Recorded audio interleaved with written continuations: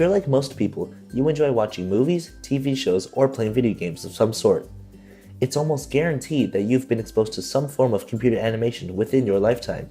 Computer animation specifically can be found in things ranging from your favorite Disney movie to the latest summer action blockbuster, and in so much more. I've done tons of research on animation, and I have years of personal experience with it. Computer animation is far from easy, and I hope to demystify the process and to lead you to a better appreciation for the art. First, we'll cover what animation is exactly, as well as its rich history. Next, I'll go over the general first half of the production process of a computer animated film, and I will explain each step along the way. Finally, we'll take a look at the second half of production and tie up any loose ends. Believe it or not, the earliest forms of animation can be traced back thousands of years. However, the animation that we all know and love today is relatively new in the scope of the art form's history.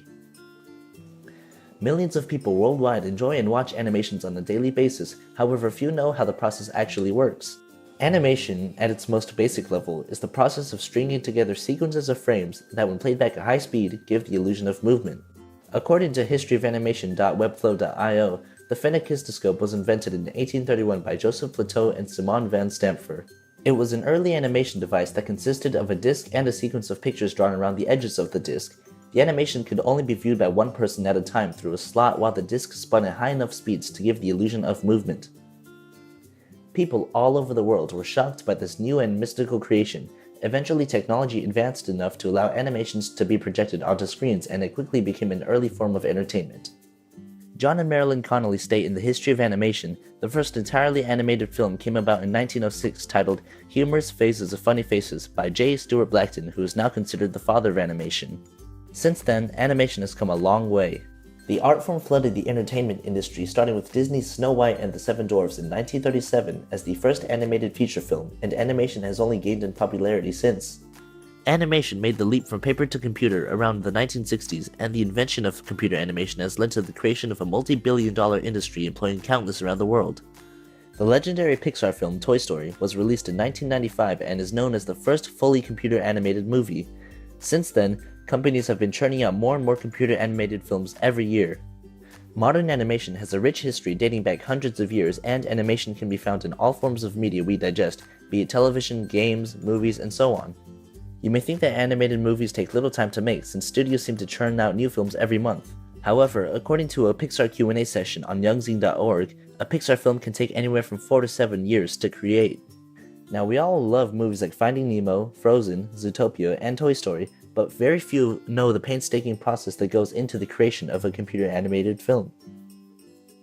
The industry standard production pipeline for creating animated movies contains many parts and requires dozens of specialized teams.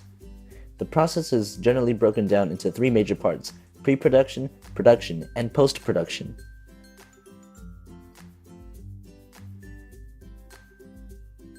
Pre-production alone consists of things like getting an idea, sketching out a story, creating a storyboard, blocking out animatics, designing the aesthetic, and researching the idea further. After an idea is born and a story is written, the studio begins storyboarding. Storyboards are typically loose sketches that try to visualize the shots, action, dialogue, and the overall plot. The next step is to create an animatic, which is simply an animated version of the storyboard. Animatics capture basic sound effects, temporary voice acting and soundtracks, and show the correct timing and pacing of the movie. Once the animatic is completed, the artists must design the look of the characters and environments, as well as the overall aesthetic of the movie, which goes hand in hand with researching. Once the research and conceptualization process is complete, we can move on to actual production. The first half of production includes modeling the assets, rigging the models, and finally, texturing the models. 3D artists create all the models using 3D software. It's a painstaking and complicated process where artists sculpt and manipulate shapes in the software to their final forms. Once models are completed, they are passed along to the next team for rigging. Rigging is the process of giving models quote-unquote skeletons and joints to let the 3D assets move and articulate naturally. Oftentimes, faces are the hardest thing to rig. Riggers must simulate facial muscles with precision so that their characters can portray emotions accurately. After everything is modeled and rigged, the texturing comes into play. Texturing is the stage of painting and coloring all the objects that will be seen in the production. This also includes things like simulating materials in the production such as wood, clouds, ice, skin, and so on. Before even touching the animation stage, a studio must first visualize their ideas and create the actual assets that will be used. Once the story is set and the models are finalized, the studio can finally jump into the meat and bones of the production. We can now visit the latter half of production, which consists of actually bringing the scenes to life with animation, adding visual effects, lighting, and rendering. Perhaps the largest and most painstaking chunk of production is the actual animation phase. Animators add motion to each object and character every few frames to actually create the movements seen in the movie. Making sure all movements are natural and smooth is an especially daunting task, and that's why the animation portion of the production usually takes the longest.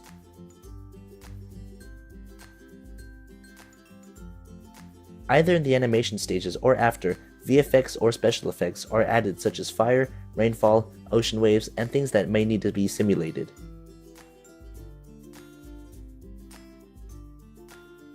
One of the final things to account for is effective lighting. Lighting may seem pretty self-explanatory, however it can make or break a scene. Therefore, teams spend months perfecting the lighting, refractions, reflections, and such for a perfectly tailored look in each scene.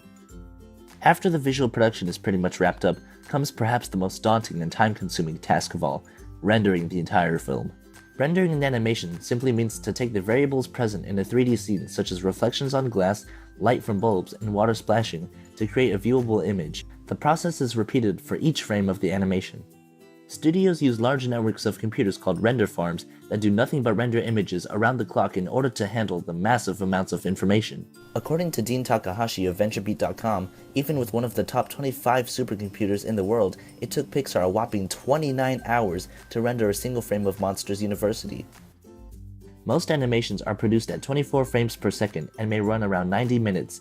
That gives us around 130,000 frames to render. After production, we enter the final stage called post-production. Editors color correct, add finalized soundtracks and voiceovers, make final edits, and optimize the output format for the best viewing experience. Clearly, production and post-production are very time-consuming and challenging tasks with many intricate parts involved. Now that we've followed the production pipeline all the way through, let's summarize a few key points. Computer animation is an interesting and complex art form that will only continue to rise in popularity among all sorts of industries. Firstly, animation has a rich history and has taken the entertainment industry by storm. Secondly, the process of pre-production and the first half of production include assembling ideas and actualizing them by researching, storyboarding, and modeling. Thirdly, the latter half of production consists of bringing models to life through animation, adding effects, and finally, rendering. Post-production consists of adding final details such as audio and correcting any last visuals. Computer animation is in so much of what we consume these days and is no longer just used in the entertainment industry. The next time you see computer animation being used somewhere, try observing all the intricate elements that work together to create such an enjoyable experience. You might just see something new.